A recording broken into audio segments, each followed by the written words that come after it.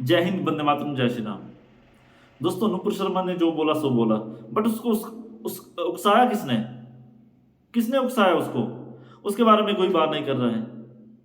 और अपना नुपुर शर्मा ने जो बोला वो तो किताबों में लिखा हुआ है, बट खैर उन्होंने किस लिहाज से बोला वो एक अलग मैटर है।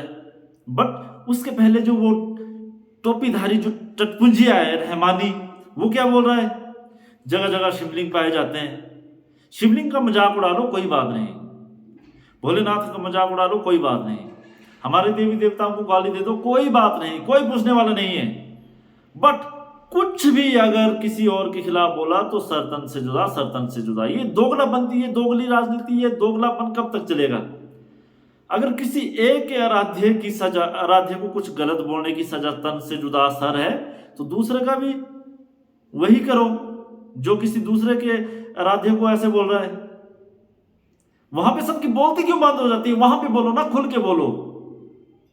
वहां पे बताओ कि नहीं भाई, अगर इस हमारे बंदे ने ये बोला तो इसकी भी सर गर्दन से अलग कर दो, इसकी गर्दन जो वो शरीर से अलग कर दो, सर तन से जुदा कर दो। तब नहीं, वहां पे चुप हो जाएंगे ये चूतिए सारे, वहां पे नहीं बोलेंगे कुछ भी। बोलेंगे अपनी राजनीति वो करने के लिए। एक वो ओवैसी ऐसा था, पता नहीं देश को क्या बनाना चाहता है, गृह युद्ध में धकेलना चाहता है, क्या करना चाहता है, रोज भड़काऊ बयान, रोज भड़काऊ बयान। बस इन सबसे बड़े दुख की बात जो है वो मेरे को लगता है कि एक पता नहीं लाल लाल बिहारी यादव, यादव श्री कृष्ण जी के वंशज थे।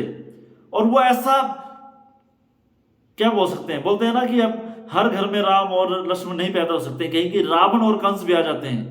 तो यादव के नाम पे कलंक को, लाल बिहारी यादव चूतिया, अगर तू मेरी वीडियो देख रहा है, जहां मर्जी का तू एमएलए हो, मंत्री हो, तू बजा मेरे घंटे पे, समझ गया? तू बजा मेरे घंटे पे। इससे ज्यादा तेरी कोई औकात नहीं है, ना हिंदू समाज में ना हिंदू धर्म में। तू अपने ही धर्म को गाली दे रहा है, शिवलिंग का मजाक उड़ा रहा है कि शिव जी का ये वो। अब वो बातें जो इस बंदे ने बातें बोली है, वो मैं आपको क्लिप थोड़ी सी पहले दिखा दूंगा। बोलने में मैं खुद अगर बताऊं ना कि इसने क्या बोला है, तो अंदर से दिल रोता है, गुस्सा आता है कि क्या करूं मैं, इसका गर्दन कहां से इसकी गर्दन मरोड़ूं और सच में सर तन से जुदा कर दूं। अगर ये एक बात मैं बोलना चाहता हूं, इस बंदे ने शिवलिंग के बारे में, शिव जी के बारे में इतना कुछ बोला है। अगर सेम चीज इसने इस्लाम धर्म के बारे में बोली होती तो आज तक इसके शरीर के टुकड़े टुकड़े कहीं के सूरों ने खाए होने थे, या गली के कुत्तों ने खाए होने थे, या चीर गिद्धों ने खाए होने थे। बट ये इनकी गलती नहीं है, इनको पता है हिंदू सहनशील है, सुन रहा है, सुन रहा है, सुन रहा है। बट एक बात बोल देना चाहता हूं, धीरे धीरे जाग रहे हैं, धीरे धीरे जाग रहे हैं। ये चूतिया बनती, ये जो हरकतें हैं, ये बंद करो। और जितने भी मेरे मुस्लिम भाई बहन हैं, अगर वो भी मेरी बात एक बार ध्यान से सुन ले, अगर तुम हमारे आराध्य को गाली दोगे तो हमारे यहां से भी तुम्हारे आराध्य को नेचुरली गालियां ही मिलेगी। तो अगर तुम लोग चाहते हो कि तुम्हारे आराध्य को, तुम्हारे जो जिस चीज को तुम मानते हो, उनको कोई गालियां दे, उनके बारे में कोई अपशब्द बोले, उनके बारे में कोई उल्टा सीधा बोले, तो तुम भी ठीक है, फिर शुरू करो। तुम लोग यही चाहते हो। हिंदू को तो आदत पड़ गई है। और मैं ये बात स्पष्ट रूप से बोल देना चाहता हूं, ये पक्की बात लिख लो, आज जितने भी मेरे मुस्लिम भाई बहन हैं ये लिख लो। अगर तुम लोगों ने हिंदू धर्म या किसी और धर्म के बारे में गलत बोलना नहीं बंद किया, तो जैसे हिंदुओं को आदत पड़ी है ना, चुपचाप सुन लेते हैं। जैसे ये लाल बिहारी यादव जैसे चूतिए लोग जो हैं, रहमानी जैसे चूतिए लोग हैं, बहुत सारे हिंदुस्तान में ऐसे लोग हैं जो हिंदू धर्म का मजाक उड़ाते हैं। इसी तरह से जैसे हिंदू चुपचाप सुन रहे हैं ना, आने वाले 2 3 5 सालों में तुम लोगों को भी सुनना पड़ेगा। किस किस का सर तन से जुदा करोगे?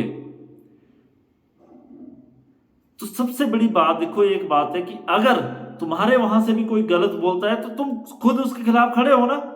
हमारे समाज में तो लोग खड़े होते हैं, अगर कोई किसी के खिलाफ गलत बोलता है खड़े होते हैं। हिंदू धर्म में हिंदू धर्म के खिलाफ भी लोग खड़े होते हैं, अगर कोई गलत चीज बोलता है।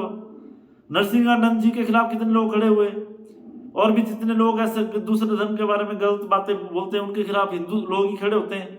बट आज तक मैंने कोई मुस्लिम नहीं देखा जो वहां के लोग किसी और के बारे में गलत बोलते हैं तो उसके बारे में कुछ नहीं बोलते हैं, उसको चुपचाप बैठ के पीछे से सपोर्ट करते हैं, उसके बारे में एक शब्द भी नहीं निकालते हैं।